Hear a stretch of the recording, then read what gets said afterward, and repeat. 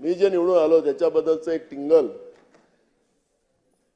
तुम्हाला आता नंबर द्यावा लागेल यांना, उपमुख्यमंत्र्यांना. 1 नंबरचा उपमुख्यमंत्री आणि 2 नंबरचा उपमुख्यमंत्री असे नंबर द्यावा लागेल. तुम्ही 2 उपमुख्यमंत्री बोला म्हटलं तर दोघे उभे होऊन जातील. त्याला नंबर द्यावा लागेल भविष्यात. आणि मला मिळालेल्या 208 मताधिक्याच्या बद्दलची टिंगल या ठिकाणी उडवली गेली. 100% हे शाळा ही जागा इतकी, तसं ते पाहिलं तर ते काटेरी मुकुटच आहे एक प्रकारचं. इकडे पाहिलं का डावीकडे पाहिलं की तिकडे टोचतं आणि इकडे पाहिलं की तिकडे इकडे टोचते, अशा पद्धतीचा ते मुकुट आहे. आणि त्याच्यामुळे त्याची जाणीव मला आहे. आपल्याला या ठिकाणी आपल्याला म्हणतात असं की सरकारला सांभाळायसाठी आपण बसतो, असं आपल्याला त्या ठिकाणी सांगण्यात येतं. पण खरं तर त्या खुर्चीचा एक वेगळा मान आहे. त्याच्यावर आरोप प्रत्यारोप कोणालाच करण्याचा अधिकार नाही, ना सत्ताला आणि विरोधी पक्षालाही. आणि म्हणून अध्यक्ष महाराज, ही जी परंपरा आहे आणि या परंपरेला अजून ताकदीनं, आणि आपल्या विधानसभेचं कामकाज हे देशपातळीवर कौतुकास्पद आहे.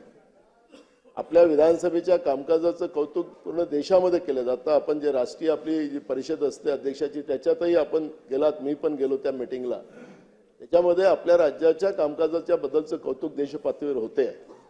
आणि ही परंपरा अजून द्विगुणित व्हावी, याच्यामध्ये अजून आपल्याला चांगल्या पद्धतीनं त्या ठिकाणी कामकाजामध्ये सुधार करावा, अशा सूचना या ठिकाणी आलेल्या आहेत. मी अध्यक्ष महोदय,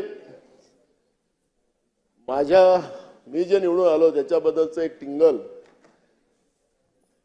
तुम्हाला आता नंबर द्यावा लागेल यांना, उपमुख्यमंत्र्यांना. 1 नंबरचा उपमुख्यमंत्री आणि 2 नंबरचा उपमुख्यमंत्री असे नंबर द्यावा लागेल. तुम्ही 2 उपमुख्यमंत्री बोला म्हटलं तर दोघे उभे होऊन जातील. त्याला नंबर द्यावा लागेल भविष्यात. आणि मला मिळालेल्या 208 मताधिक्याच्या बद्दलची टिंगल या ठिकाणी उडवली गेली. अध्यक्ष महाराज, खरं तर इथं निवडून आलेलाच माणूस येऊ शकतो.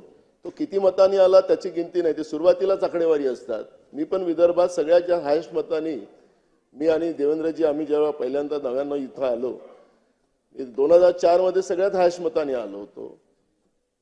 त्याच्यानंतर झालेल्या निवडणूक मी त्याच्यात सगळ्यात जास्त हायस्ट मतांनी आलो. तर काही इथं फार बक्षीस काही मिळतं असं काही त्याच्यामध्ये काही चर्चेचा विषय होऊ शकत नाही. लोकांनी मतदान केलेलं आहे आणि त्या मतदानाच्या आधारावरच या सभागृहात मी आलेलो. आणि म्हणून त्याबद्दलची टिंगल या ठिकाणी केली जाते. अध्यक्ष महोदय, त्यानिमित्तानं जनतेच्या मताधिक्यावरच या ठिकाणी हास्यकल्लोळ करायचं असेल अध्यक्ष महाराज, तर हे काही बरोबर नाही. आणि म्हणून मी अध्यक्ष महाराज या ठिकाणी एवढंच सांगेन की एक गोष्ट लक्षात ठेवली पाहिजे. जसं मातंगवाडीचा उल्लेख आपण केलात सन्माननीय दोन्ही उपमुख्यमंत्र्यांनी, आखरी मतदानाचा अधिकार, आपण त्याला मतदाता राजा म्हणतो, तो दान करतो म्हणून त्याला राजा म्हणतो. आणि मग अध्यक्ष महाराज, त्यांच्या भावना निवडणूक आयोगाच्या बद्दल आहेत. त्यांचा आमचा अधिकार कुठं आहे, आम्ही मारलेली मतं कुठं गेली, ते ह्या पद्धतीचे प्रश्न त्यांनी विचारले. आणि आम्ही काही प्रश्न काय विचारले होते की जे 76 लाख मतं रात्री झालीत, त्या मताचं उत्तर आम्ही निवडणूक आयोगाला विचारलेलं आहे की हे कसं आलेलं आहे, त्याचे फुटेजेस होतात, त्याचं रेकॉर्डिंग केलं जातं, हे आम्ही मागितलेले आहेत. त्याचा अर्थ तुम्ही वेगळा लावायचं हे कारण नाही.